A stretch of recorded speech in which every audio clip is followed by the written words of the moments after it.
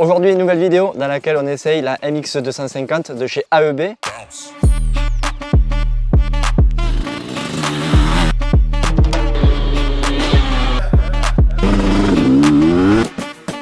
Avant de rentrer dans le vif du sujet, parle-nous de ces motos, d'où elles viennent, d'où est sorti le projet. Alors moi je vais surtout parler de la vie pilote parce que j'ai essayé les motos, mais en gros ces motos, cette marque AEB vient de Toulouse, de la région toulousaine qu'on connaît bien, surtout toi, tu es beaucoup plus de Toulouse que moi, mais donc du coup ça fait plaisir et voilà, j'ai eu l'occasion d'essayer ça aujourd'hui sur un terrain un peu sec, sur un terrain que je connais très bien. Donc c'est bien de pouvoir comparer cette moto aux motos que j'ai déjà essayées sur ce terrain. Moto assemblée en France, à Toulouse, et que l'on essaye sur un vrai terrain de motocross du coup. Exactement. Premier ressenti quand tu es monté sur cette machine, que tu l'as vu déjà décharger du camion, qu'est-ce que tu en as pensé voilà, quand tu l'as vu et quand tu es monté dessus, c'est quoi les premières impressions? Quand on la voit, on voit que ça ressemble très fortement à une autrichienne quand même, parce que les plastiques, le cadre sont de base autrichiennes. Mais après ça change quand même, il y a l'intérieur du moteur, le reste change. Donc quand on la voit au final, c'est une moto qui est atypique, qui ne ressemble pas dans le détail à toutes les autres. Donc ça c'est intéressant. Et quand on monte sur la moto, oui, classique, hein, on sent qu'on est sur un cadre, comme je l'ai dit, qui n'est pas un cadre fait sur mesure. Donc on n'est pas dépaysé. Les premiers tours de roue, du coup, quand tu as commencé à rouler avec, bon déjà je sais que ça t'a fait plaisir, petit bouton magique, démarrage électrique, elle est aussi munie d'un kick, mais toi tu t'en es pas servi aujourd'hui, ça pour le coup, désolé on l'aura pas testé, mais il y a aussi un kick. Qu'est-ce que tu as pensé lors des premiers tours de roue? C'est fun, on a une moto qui est assez joueuse, donc ça c'est pas mal. Et voilà, et après on va continuer à rouler un petit peu pour voir un peu plus en détail tout ce qu'elle nous réserve sur les freinages, virages, accélération, sur les sauts, la partie suspension et tout le reste quoi.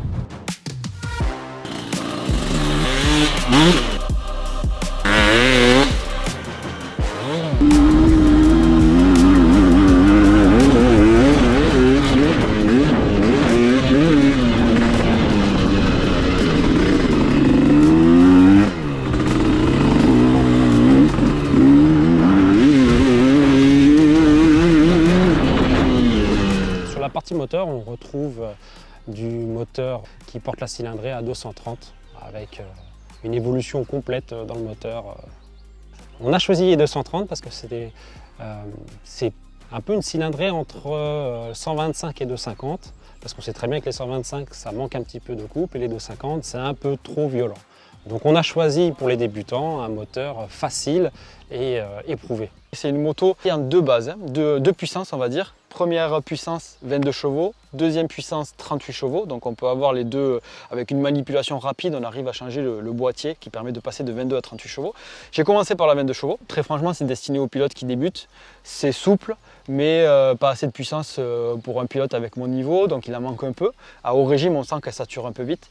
Donc cette moto par contre pour un pilote qui a un niveau qui part du niveau vraiment débutant en motocross, ça peut être intéressant parce que on a pas mal d'avantages. Le premier avantage c'est le prix, le deuxième avantage c'est la puissance qui est réduite et qui permet de dominer un petit peu la moto.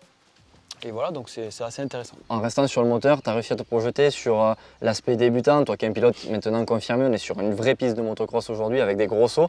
Est-ce que tu as réussi quand même à mettre ça de côté et de te projeter voilà, à l'époque où tu as débuté il y a 25 ans le motocross? Ouais, le vrai débutant, il a d'autres problématiques que celles qu'on a.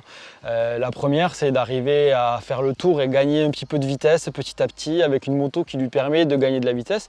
Et en 22 chevaux, ça suffit pour le pilote débutant qui peut après switcher sur du 38 chevaux. Donc ça, c'est quand même pas mal et je pense que c'est une bonne chose. En tout cas, niveau moteur, c'est bien.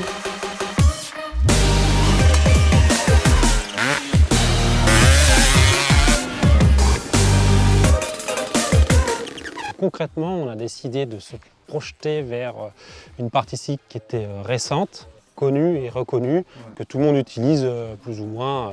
En termes de maniabilité, partie cycle, tu l'as dit, visuellement elle ressemble à des autrichiennes, et en ressenti, qu'est-ce que ça donne? Alors la partie cycle était un peu dure, par contre aujourd'hui ça nécessite des réglages, peut-être même une préparation, parce que je l'ai senti dur sur les sauts, quand on ratterrit un peu des sauts, c'est ferme pour moi qui pèse 70 kg, c'est assez ferme, ça nécessite quand même des réglages, à mon niveau en tout cas.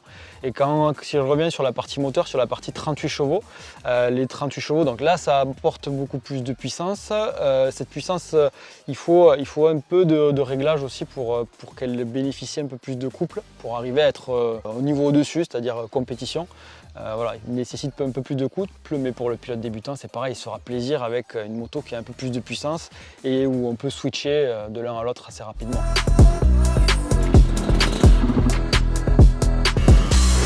Nous, on ajoute pas mal de pièces qui sont conçues en interne, comme les échappements, les pipes d'admission Racing, les culasses taille et masse, et aussi on fait un kit pour les gens qui veulent améliorer leur moto, qui sont en manque de puissance, avec un kit 250 et 280 cm3.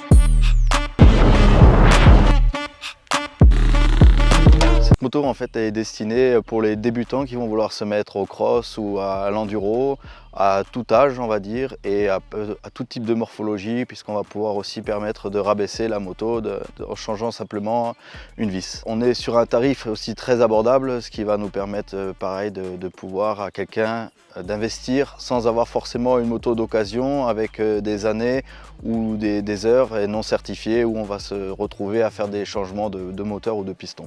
En motocross, ça fonctionne. Est-ce que tu penses que sur une prairie, sur des endurances, parce que ce sont des motos qui sont plutôt destinées à cette pratique-là, pas forcément à l'enduro parce qu'elles ne sont pas homologuées, même si on a toutes les connectiques pour mettre des phares et tout ça, voilà. Il manque juste la partie homologation, mais c'est plus destiné à quelle discipline? Ouais, comme tu dis, prairie, endurance, cross-country, cette moto est adaptée parce que du coup on a normalement des bases moteurs qui vont être durables dans le temps, avec, voilà, qui ne vont pas casser rapidement, puisque justement on a une puissance qui est limitée, donc on aura normalement une longévité qui sera rallongée.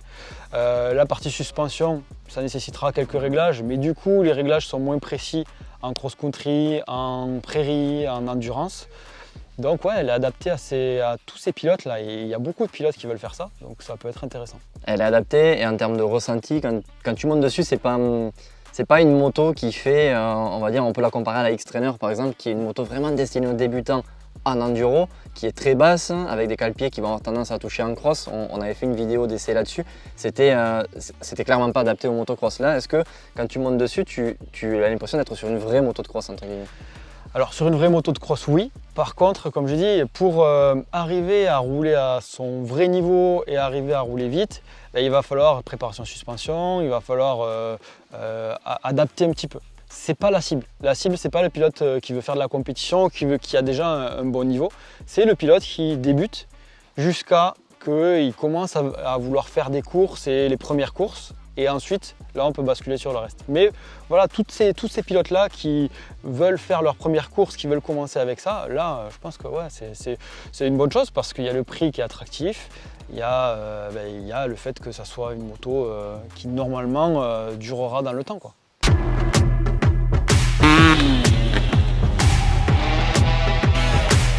En fait, sur la partie entretien, ce qu'on a choisi de monter sur la moto, ça va être de la mécanique assez simple et standard, qui va nous permettre d'avoir un entretien beaucoup plus prolongé, avec des parties moteurs qui ont été reconnues et connues, et ce qui va permettre aussi de sauter un peu tout ce qui va être les systèmes d'injection, ce qui fait que le petit bricoleur, on va dire, du dimanche, ou même le bricoleur aguerri, va pouvoir encore travailler sur cette moto sans être obligé de partir à chaque fois sur un garage.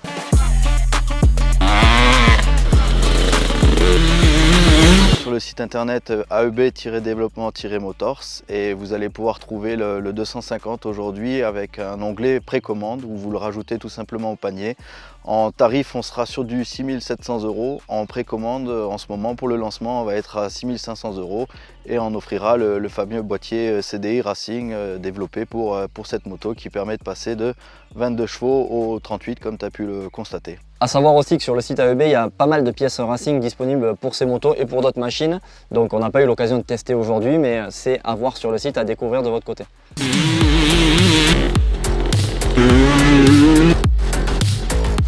Merci Blaise pour cet essai. Cette moto, on l'a dit, elle est disponible en offre de lancement à 6 500 € sur le site AEB. On va vous mettre le lien en description ou chez des professionnels qui bossent avec AEB ou qui souhaitent bosser avec AEB.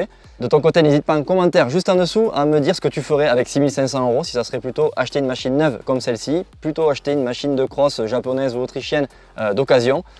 Et on débat de tout ça juste en dessous en commentaire. Et de mon côté, je te retrouve très bientôt pour une prochaine vidéo sur MX Réflexion.